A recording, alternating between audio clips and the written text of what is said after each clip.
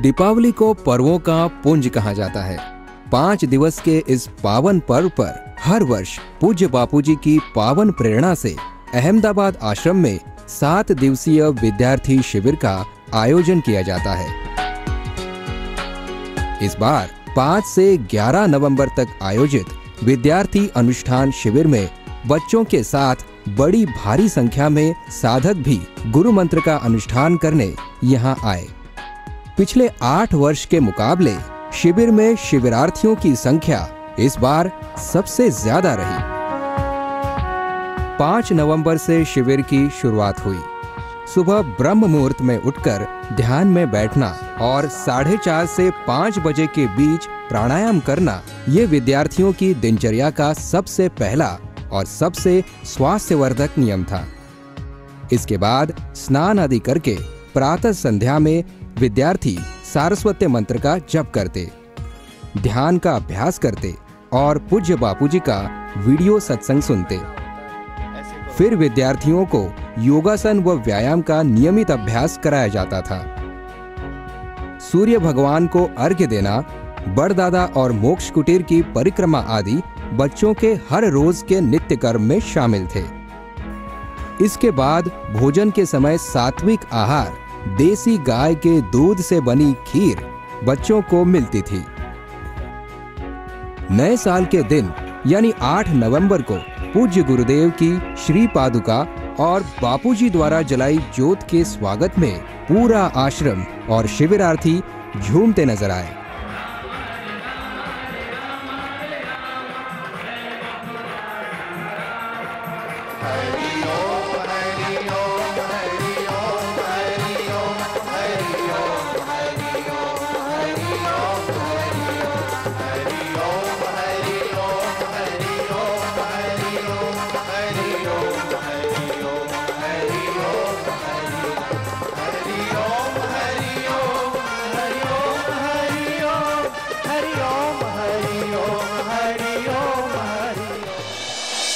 सुबह और शाम की संध्या के समय बापूजी के जल्दी रिहा होने के लिए प्रार्थना और महासंकल्प में इन निर्दोष बच्चों की आंखों से बहती अश्रुधाराओं से इनके हृदय से निकल रही पुकार, बापूजी बस अब जल्दी आ जाओ, साफ झलक रही थी।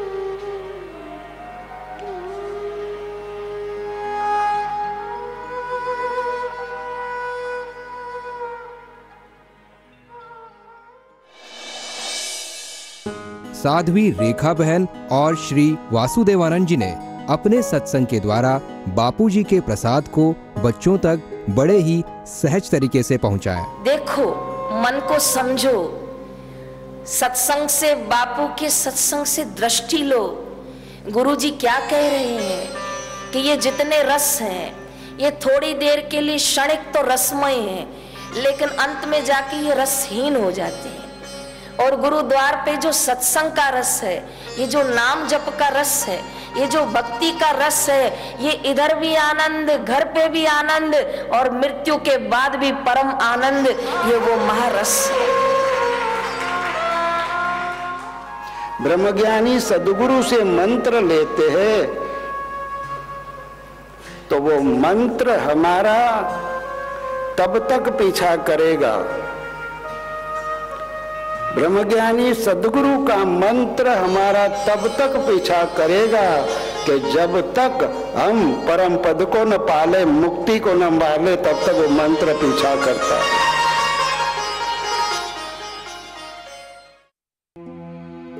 जादूगर आंचल का आना भी शिविर का एक मुख्य आकर्षण रहा। पूज्य बापूजी से सारस्वत मंत्र दीक्षा लेकर जादू के जगत में नाम रोशन करने वाली जादूगर आंचल को अपने बीच पाकर विद्यार्थियों को बहुत आनंद आया। आंचल ने अपने जादू का प्रदर्शन तो किया ही, साथ ही अपनी सफलता का और उन्नति का सारा श्रेय पूज्य बापूजी को दिया। मैजिशियन में बनी, जादूगर बनी बापूजी से सारस्वती मंत्र लेने के बाद। मैंने जब सारस्वती मंत्र लिया था उस समय मैं इस लाइन में नहीं थी, और पहले सारस्वती मंत्र लिया, उसके बाद 2008 में गुरु मंत्र लिया। मेरा पूरा परिवार दीक्षित है। विभिन्न संत श्री आशाराम जी गुरुकुल के विद्यार्थियों ने अलग अलग नाटिकाओं के माध्यम से शिविर में आए बच्चों का ज्ञान बढ़ाया। इस शिविर में हुई भजन स्पर्धा का बच्चों ने खूब आनंद उठाया। तीन शब्द में दृष्टि सारी, सृष्टि सारी समाए।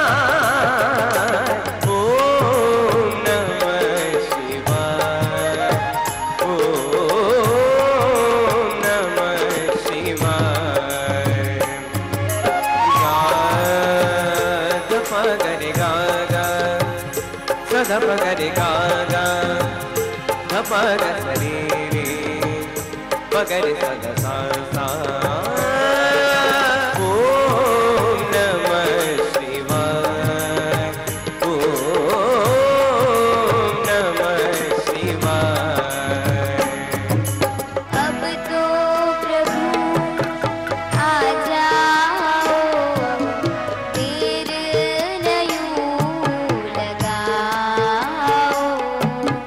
साथ न छोड़ो हम तीनों का, साथ न छोड़ो हम तीनों का, आगे दर्शन दिखाओ। अब तो प्रभु आ जाओ, देर नहीं लगाओ। तेरे ही चरणों में पाया, तेरे ही चरणों में पाया मैंने ये विश्राम। ऐसी सुबह न आए, आए न ऐसी शाम। जिस दिन जुबा पे मेरी, जिस दिन जुबा पे मेरी आए न गुरु का नाम। ऐसी सुबह न आए, आए न ऐसी शाम। गुरु सुखदायक, गुरु दुखवायक, मुख मोजा मनहारी। गुरु की महिमा भारी, मेरे गुरु की महिमा भारी। हम तुम्हारे थे गुरुजी, हम तुम्हारे हैं, हम तुम्हारे ही रहेंगे, ओ मेरे गुरुवर। ये श्रद्धा सदा बढ़ती ही रहे, गुरुदेव तुम्हारे चरणों में ये श्रद्धा सदा बढ़ती ही रहे, गुरुदेव तुम्हारे चरणों में। बाल वक्ताओं की स्पर्धा में भी विद्यार्थियों ने बढ़ चढ़कर हिस्सा लिया और बहुत ही उम्दा प्रदर्शन किया। माता पिता की प्रदक्षिणा करने वाले गणपति जी को मातृ पितृ भक्ति ने ही प्रथम पूज्य बनाया। बाल संस्कार में बच्चों को अच्छे संस्कार दिए जाते हैं, जिससे वो बड़े होकर एक अच्छे महान नागरिक बने। विदेशी ताकतें हमारी युवा पीढ़ी एवं बच्चों को खोखला कर रही है। ऐसी स्थिति में पूज्य बापूजी एक मजबूत आधार की तरह रहकर हमारे देश को फिर से गुलाम बनने से बचाया है। इन स्पर्धाओं और शिविर में आयोजित हुई खेल प्रतियोगिताओं में विजयी हुए 425 से भी अधिक विद्यार्थियों को पुरस्कृत किया गया। शिविर के 5वें दिन आयोजित हुई आध्यात्मिक प्रश्नोत्तरी की स्पर्धा किस में कितना है दम, इससे सभी को बहुत कुछ सीखने को मिला। व्यक्ति खुद ही बर्बाद हो जाता है। क्या समय सही है। तुलसी पूजन दिवस और मातृ पितृ पूजन दिवस को लेकर बच्चों द्वारा बहुत ही सुंदर रंगारंग प्रेरणादायी नाटिकाएं भी प्रस्तुत की गई। भगवान श्री राम भी अपनी प्रजा के साथ तुलसी पूजन दिवस मनाते थे। अपनी सनातन संस्कृति की ये महानता नाटिका के माध्यम से बच्चों द्वारा दर्शाई गई। शिविर में बच्चों को अपना जन्मदिन वैदिक रीति से कैसे मनाया जाता है ये भी सिखाया गया। साथ ही कई बच्चों का जन्मदिवस मनाया गया।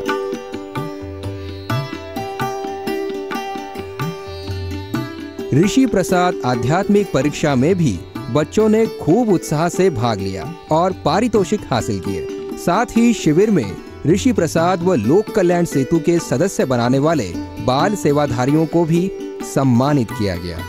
दीपावली का ये अनुष्ठान शिविर बच्चों और बड़ों सभी के लिए कई मायनों में बहुत फायदेमंद रहा। यहाँ पे बापूजी नहीं है तभी भी हमें लगता है कि यहाँ पे बापूजी हैं। बापूजी का आशीर्वाद हमारे साथ हमेशा ही रहता है, इसलिए सारे लोग इधर आते हैं। यहाँ दिनचर्या सुबह ब्रह्म मुहूर्त में हमें उठाया जाता है और यहाँ पे कई सारे ज्ञानवर्धक कहानियाँ, पहेलियाँ, बापूजी का सत्संग सुनाया जाता है, जिससे कि हमें स्टूडेंट लाइफ में भी हमें बहुत फ़ायदा होता है। यहाँ पर बच्चे हमारे बहुत अच्छे स्कूलों में पढ़ते हैं, लेकिन वो इतनी अच्छी चीज़ें नहीं सीख पाते, इतने डिसिप्लिन में रहना नहीं सीख पाते जो यहाँ पे आके सीख रहे हैं। सुबह 4 बजे उठना, प्राणायाम करना, योगाभ्यास करना, मुझे लगता है कि यहाँ से जो सीखा है ये इनके पूरे जीवन में काम आने वाला है। मेरी पिछले साल जब मैं आया तो मेरी दिवाली ऐसी बनी, इतनी अच्छी मेरी दिवाली बनी, आज तक मेरे जीवन में इतनी अच्छी दिवाली बनी।